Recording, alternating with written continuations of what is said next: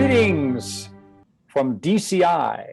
This is Drum Corps International staff wishing Marching Roundtable and Tim Hinton the very, very best on your 1000th episode. We're so grateful for everything that you have done for marching arts all around the world.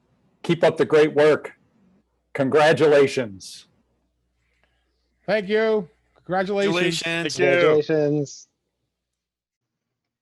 Hey everybody, it's Tim Hinton, the Beast of the Marching Arts, and well, first off, we're talking about Phantom Regiment, and I got to tell you, as a Phantom Regiment alum, I'm always happy to talk about something Phantom Regiment, so that's what's going on. But listen, everybody, what if you found out that you could make some extra money for your organization and also get your brand out there in a really significant way? All right, now you're interested, right? Like, this is true for everybody that's listening to my voice right now, right? So imagine this, no financial commitment. You don't, if you're selling like shirts or objects or merchandise, you don't have to have that sitting around in boxes anywhere. You don't have to even collect checks or order forms. There's no accounting or anything. Like, it all happens through the auspices that the Phantom Regiment is offering. And I can tell you, I took advantage of this myself with the Marching Roundtable. We have a fan shop store, and it's very, very cool. So we're going to talk about what that is. Let me say hi to everybody that's here. Robert Cawthorn is here. Robert, how are you? Good. How are you, Tim? Thank you for hosting us. Yeah, absolutely. Tim Farrell is here. Tim, how are you? Tim, it's really nice to see you again. I'm doing well. Glad you guys are here. Ed Collins is here. Ed, how are you? Hey, Tim, how are you? I'm good. So we're going to go back around. Ed, tell everybody what you do with the Corps. What's your role? Yeah, sure. So Tim, my name's Ed, of course, and I'm with the board of directors of Phantom Regiment. But I'm also responsible at this point for the development committee, and that's essentially coming up with avenues to raise revenue for the organization as a whole. So those are my two big responsibilities, which are truly a part-time job at this point. No doubt about that. Robert Cawthorn, what's your role with the Phantom Regiment? Yeah, I serve as the marketing and merchandise director for the Corps. I've also been their videographer since the 2009 season, so I'm in my 15th year working with them in that role. But a couple years ago, took over merch, and I also help run the media team and during the summer months. But merch is a huge part of my job and life right now. Wow, and I have to tell you, like, I'm a little taken aback that it's been 15 years since 2009, but I don't know, maybe that's just what we've all been through lately. That's amazing. And Robert, I have to tell you, man, the fan shop and the merchandising at the Phantom Regiment has been just stellar. Like, I just am getting these emails, and there's all this cool stuff, and like, I love what you've done. So I'm glad that you're here to talk about that. Great, thanks. And then Tim Farrell, tell everybody about your role with the Corps. I've been on the board of directors for quite a long time. I was board president for a few decades. Right now, I serve in an operations capacity for the Drum Corps. We've moved into a new building during the past 12 months, and I've helped out a lot with that. And in addition to that, I'm helping out with the launch of the My Fan Shop extravaganza. Having a good time with it. It's very cool. And man, everybody, if you're not watching the video version, you need to stop right now and go to the Marching Roundtable YouTube channel and pull this baby up on video, because if nothing else, you need to see that all the stuff that is behind Tim. There's some DCI championship trophies, that fantastic drum major uniform from the 70s that is the reason I fell in love with the regiment in the first place. It's all very, very cool. So everybody go check that out. Besides, we're going to be showing some stuff on the video version about what this all is. So go watch it there if you're not watching it now. So Tim, let's start with you. There's so much talk right now about how Drum Corps is going to be able to survive, how much it costs, how the Corps are able to get, I mean, to me, it's astounding that the Corps are ever able to get this circus down the road from city to city every summer. It's quite amazing. So why don't you talk about how the history of the regiment and these income streams? Sure thing. We've been a DCI finalist now for, 42 years and consecutively, I think. The Drum Corps activities evolved quite a lot during that time span. Budgets have changed a lot. The on-the-field product has changed a lot. Right now, and every different organization has their own secret sauce for how they make it work. And sometimes Sometimes we stumble. Sometimes we spend a few years digging out of difficulties. Our drum corps is no exception to that. But in today's climate, we find ourselves with about a $2.5 million budget. And so from that, about $1.5 million comes from the drum corps operations itself, and about $1 million comes from fundraising. And so we run drum corps shows, we run camps, we have a small Rockford Rhythm group for middle school age percussionists and color guard people. Someday that'll include brass. And so as it turns out, over the past, we've been selling souvenirs and doing a pretty decent job of it for all of the years that I've been involved in the drum corps, which is quite a lot. We've done a pretty decent job at souvenirs, but in the past few years, Robert has taken it to a new level for us. And we find that because of the volume of product that we move through the organization and the expertise that we have developed, the relationships with vendors that we've managed to accumulate, puts us in a position to where we can reach out to help smaller organizations achieve what took quite a while for us to get to. And in today's climate, it's a little easier to sell every day of the year than it was in 1972 when I joined. But we've managed to take advantage of that and come up with a product that we can offer to other people, does not cost them a cent to get involved in, and is really very little work on their part. They hand over art files to us. We take it from there. Within a few days, they have an online store that will provide residual income to them moving forward. So it's a win-win for everybody. We don't look at this as a huge moneymaker for our organization. It's, to some degree, we started this as an outreach, a way to get local organizations in the community or organizations from afar. And I'll let Ed talk a little bit about this, but we've managed to put this program together so that other groups can take advantage of our volume pricing. Yeah, and that's fantastic. I'm going to speak to this, everybody. I want to make sure you heard what he said. Okay, like you say, I'd love to have some merchandise. I'd love to have an online store. I don't have the bandwidth to do this, right? I mean, who does, right? But you send them some files, some logo files, some graphic files. They put this together, and you hear what he said. In a few days, it's up and going, and they handle it for you. So it's quite astounding to me how it works. Ed, this is a fantastic business model, and this is a huge service to groups of any size, right? It is. So Tim, listen, I can't say any more than Tim Farrell did, except build on maybe a little bit of the technical focuses or marketing that we've thought about. So absolutely correct. I mean, our natural progression would be to performing arts organizations, right? That would be our natural progression. What this has become, even in our pilot phase, as we're about to roll this out to the public, is that we're coming up with different types of just general nonprofits, not just performing arts nonprofits, but municipal nonprofits that we wouldn't have naturally thought about to start with.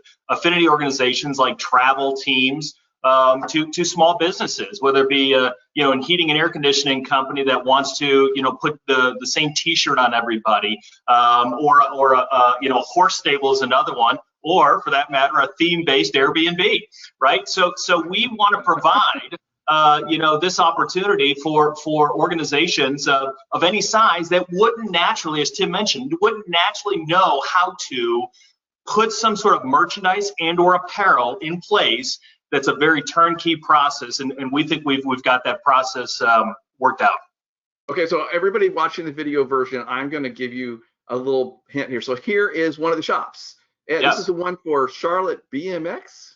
Yeah, so Charlotte BMX, and again, it's going to be a little history. So Charlotte BMX is run by an ex-Olympian out of Florida, and they came to us with a need, right? So it's a youth organization that I think is understandable what BMX is. If you don't know, it's bike racing, right?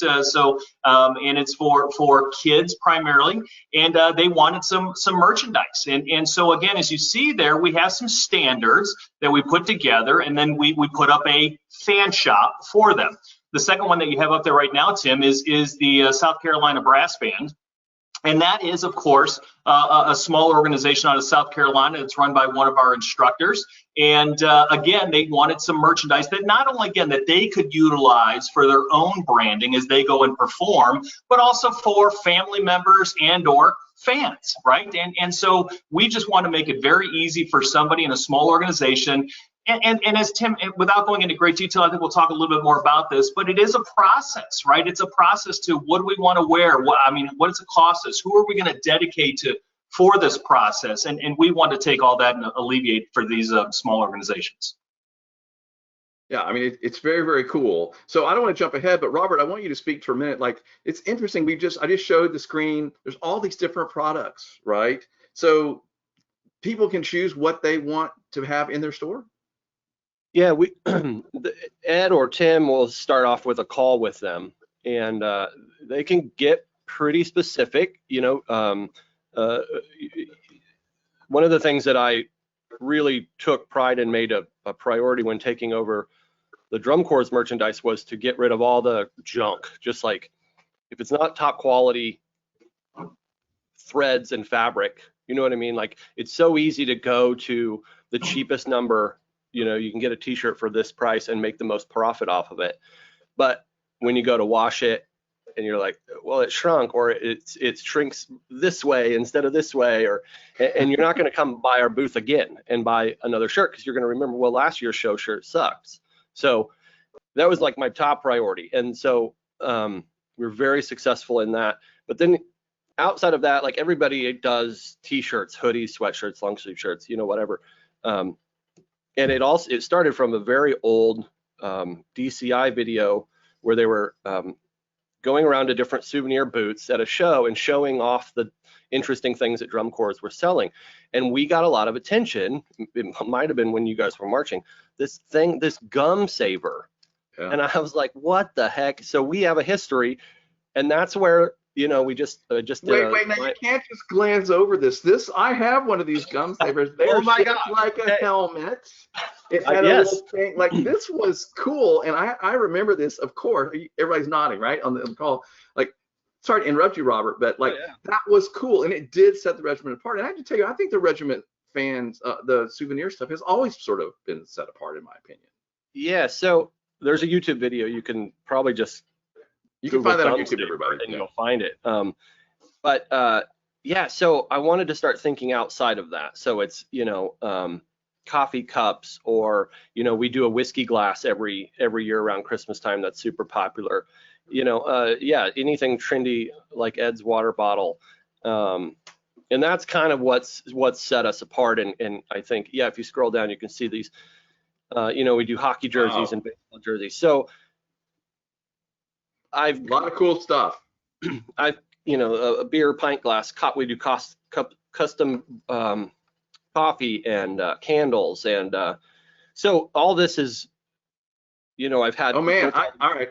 I'm sorry, everybody. I'm like shopping now. Gotta go shopping. All right, these coasters, pint glass. Okay, we need to finish up this call because I have some shopping to do. But anyway, keep going, Robert. So where I'm leading to is, most people just want a t-shirt or a tank top, and they don't even know of these other options that we could. So I will throw out, you and I had worked together, and I don't know what your expectations were. You said, just give me some stuff. And I think I gave you 20 items of, Christmas ornaments, and, we're working on some candle stuff together. So it's, that's kind of where my expertise comes in, is you might just think, I want some t-shirts or some polo shirts for my company, but you might be able to sell a bunch of pint glasses, and that's kind of where it's the Charlotte, we've gone back and forth with the Charlotte BMX team. They wanted a specific fabric of their shorts, and they wanted their logo to be in such a position that you can see Charlotte BMX when the kids are on their bikes, rather than the way I did it in my head for our drum corps. Their logo was upside down when the kids were on their bikes.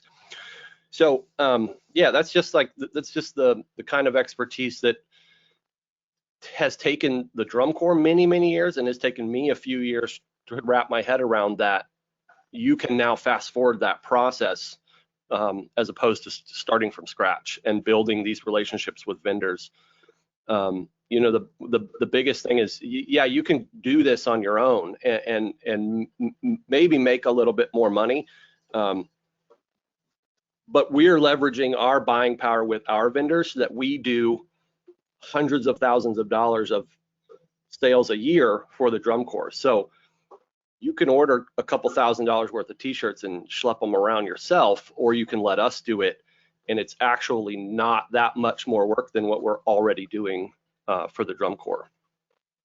Yeah, that's what's so cool to me about this. Like, Tim, you guys are like making your expertise in this field available to everybody, and you're helping everybody out, because most people don't know how to figure out, they don't know how to sell stuff and get it produced and get it delivered. Like, that's a huge task.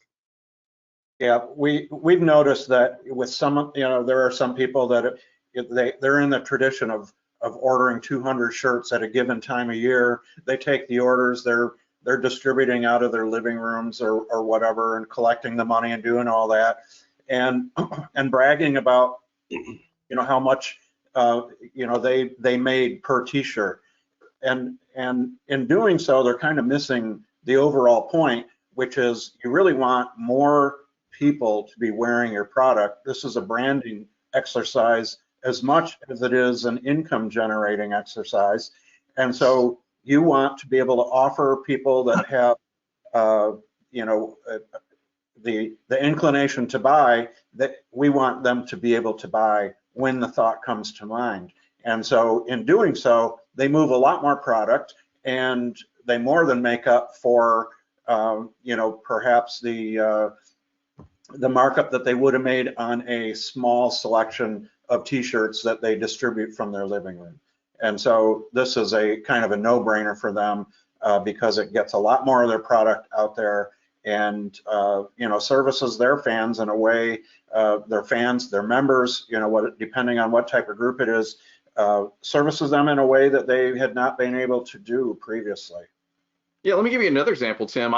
You and I have been talking about this. So I had a conversation with a friend of mine that's a band director, and I was like, okay, what about like shirts for your booster club, right? And he's like, yeah, we do that every fall. We get all the parents, we collect the money, and we get them all printed. And I said, well, what about if they could, like, anytime during the year a new parent appears or they want an updated shirt, they could just go in and buy one. He's like, and then I'm like, and you don't have to do anything. You don't have to collect the money. You don't have to send to him. He's like, that sounds really pretty, you know, like, that's a great business model. So Ed, like, this is very helpful on a lot of levels people just haven't thought about yet.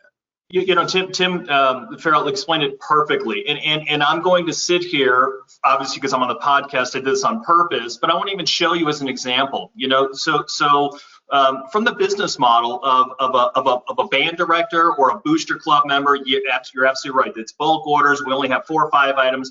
But I'm sitting here right now, and Robert put together a great Cook T-shirt, a limited order Cook T-shirt that, again, was through our process, going online, ordering your size, and shipped directly to us, to a nicer item of a vest to a water mug, right? So to Tim Farrell's process, or to point, it's just not one T-shirt, right?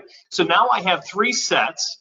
You know, what we have seen, even in our pilot, with the limited number of partners that we have at this point, that we think is fantastic, we're seeing an average of 2.5 items per order, right? And again, as Tim mentioned, we see it as a branding exercise. Obviously, there's revenue and we'll talk about maybe the rebate back to the organization, but we see it as a branding exercise that maybe a lot of these small organizations just can't take advantage of.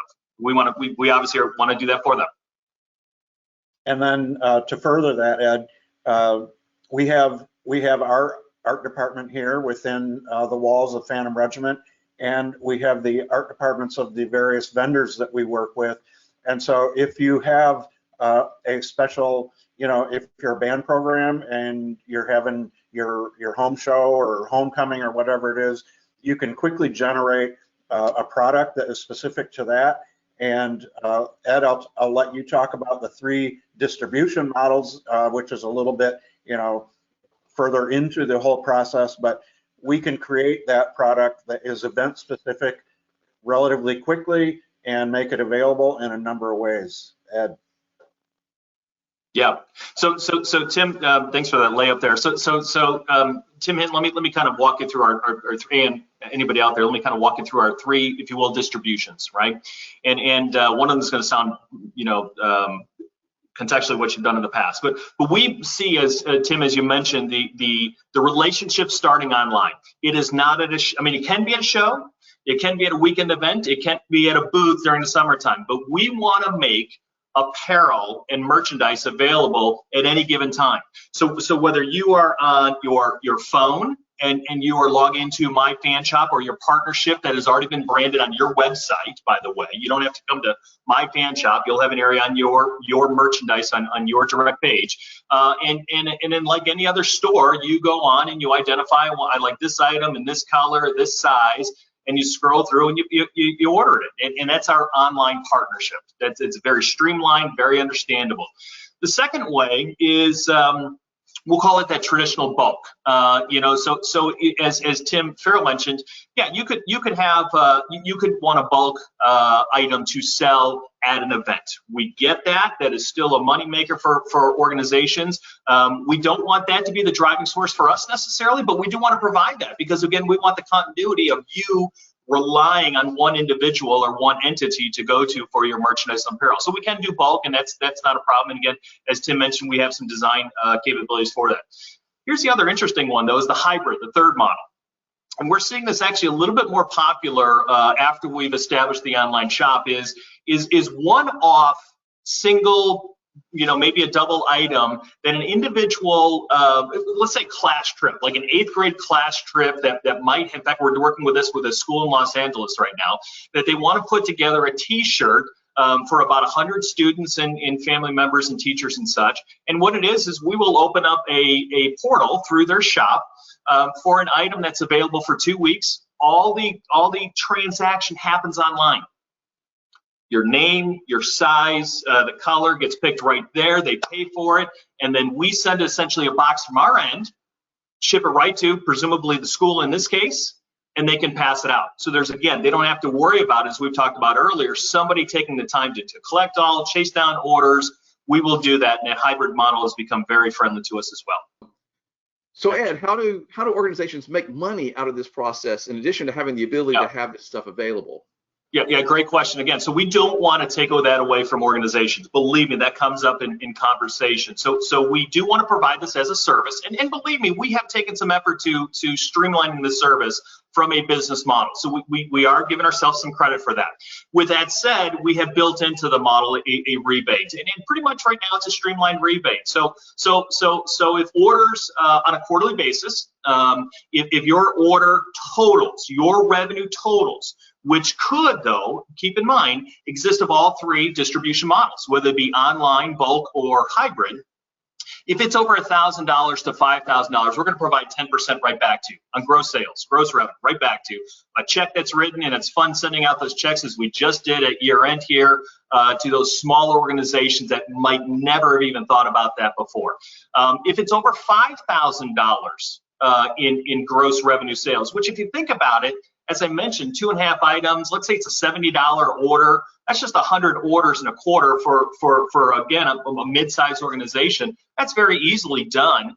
20% over $5,000 goes right back to the organization. And again, we find that very friendly, competitive to a certain extent, friendly. And again, going back to the streamline to where a lot of these organizations don't really understand that they kind of give up, Tim. They kind of give up. They say this is too much work and they don't want to make money. We just wanted to make it very streamlined from our process.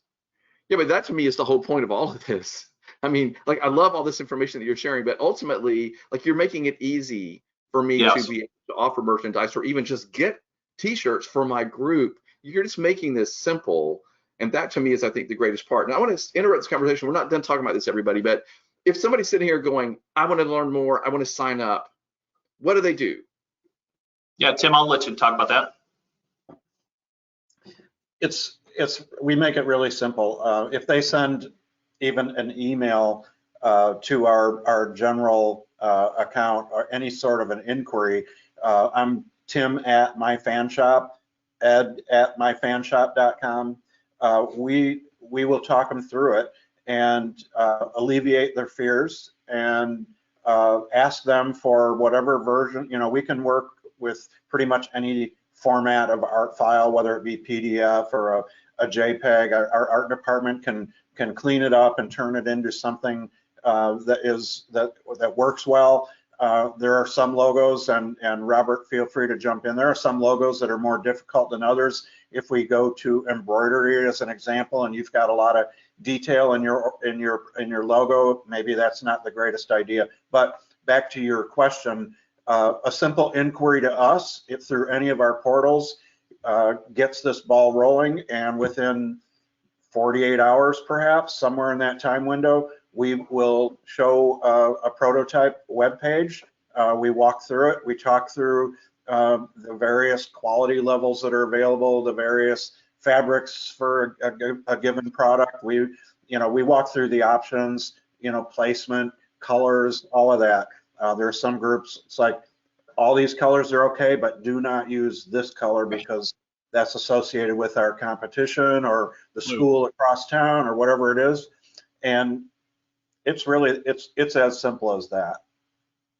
Robert, before you jump in, I want to say, make sure everybody, if you're watching the video version especially, look at the shirts that Robert and Tim are wearing, because it's Fan Shop with a PH, everybody, just like Phantom Regiment's Fan Shop. That's very cool, very clever. Robert, keep going. Yeah, I was just, he gave off some email addresses, but there is a contact. If you just go to myfanshop.com, there's a contact form on there that'll go to all three of us. But yeah, it'll be Ed or Tim that you'll hear back from right away. But, Tim, you and I, like I said, you and I have worked on some stuff, and it really is, you know your brand. And I feel like a lot of these people know their brand well enough that I kind of expected people to be like, here's my logo, do whatever.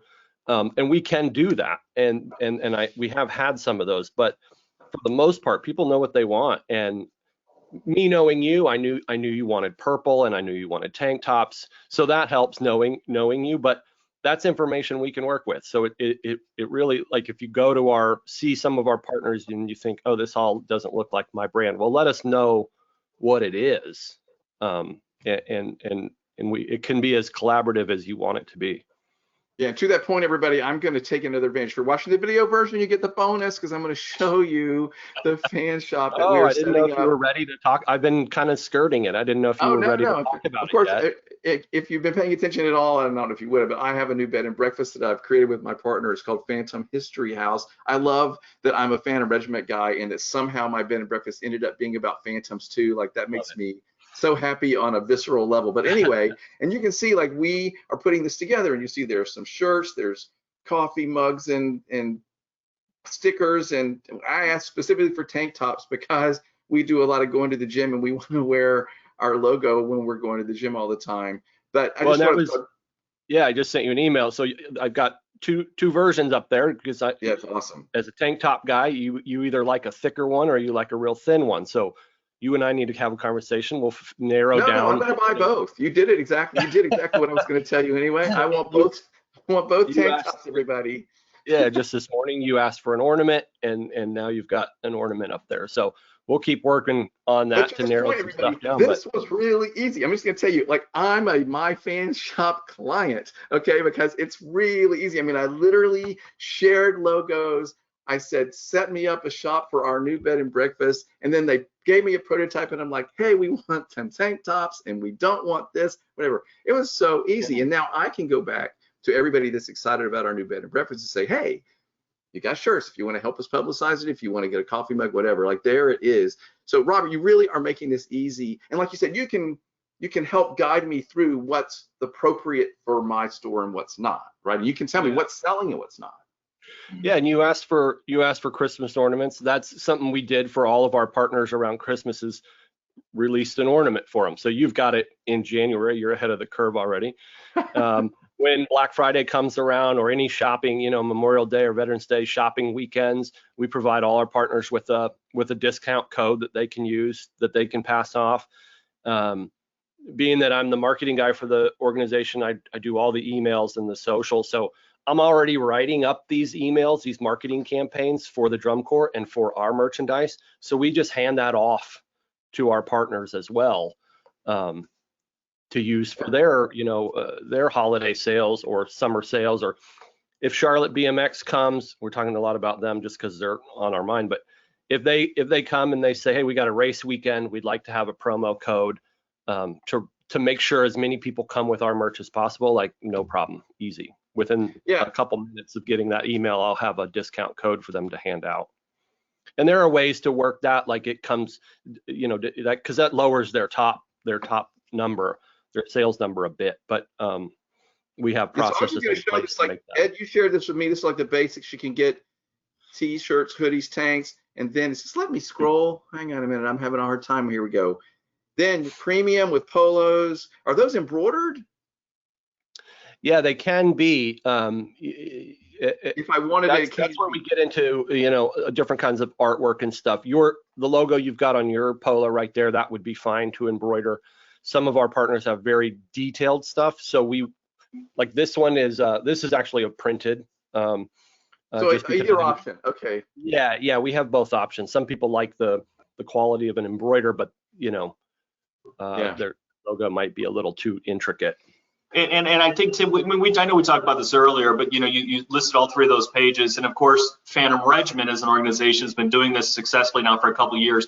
But as we talked about earlier, there are some unique items right now. On a one-off, we've had some conversations with a police association out of Illinois, and they want a 3-ring binder, and they want the 3-ring binder to have this type of pocket system and this type of logo. These are unique items that, again, if you're on a website, surfing a website, you might be able to find it, but we want you, especially with a small organization, to have that single point of contact and that quality-based relationship.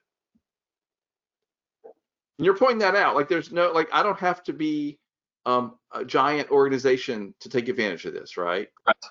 Absolutely.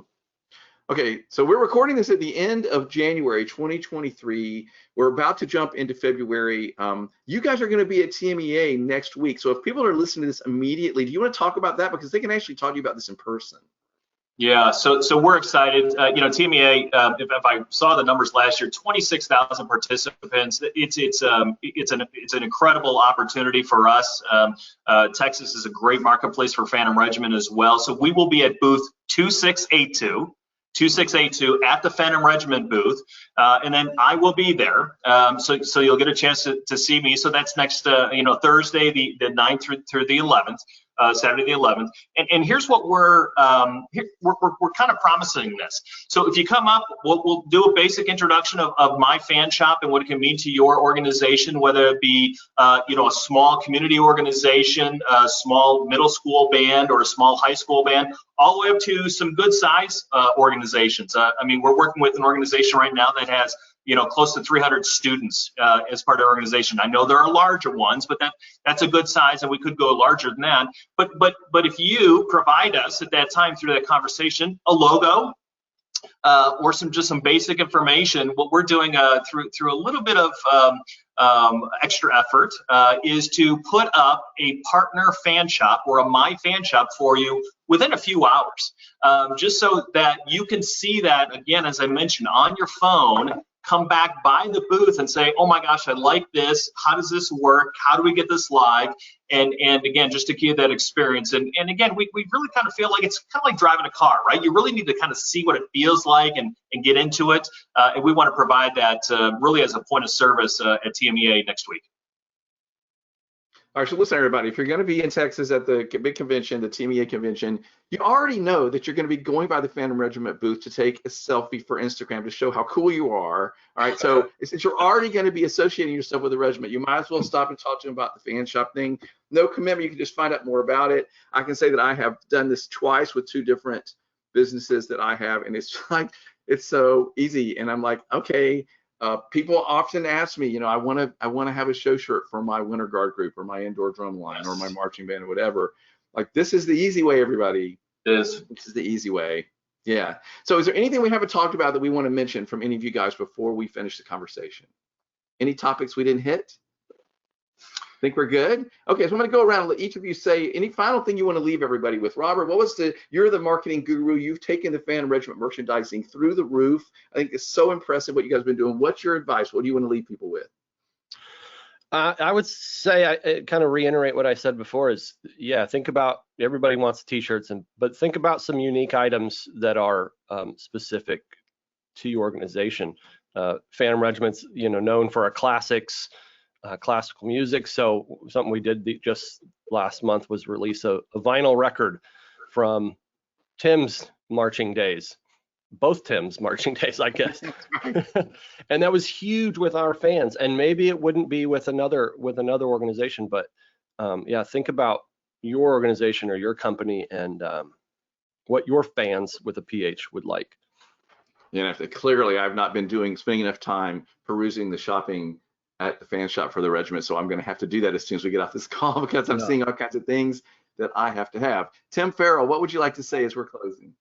Well, I'd like to encourage anybody that is associated with, whether it be a band program, a color guard program, a drum line, any kind of a dance program, whatever organization you're involved with. If you're at TMEA, look up Ed, because you could become the hero of your organization with product sales going live same day. I mean, if everything, if everything works out, that's an aggressive time frame, but it can happen.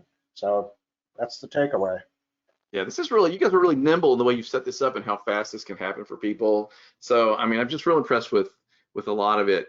Ed, I love that the Phan Regiment is bringing some of their expertise in this unique area really to our activity and really to the whole world, but especially to people in our activity. I love that you guys are doing it. What would you want to say as you're closing?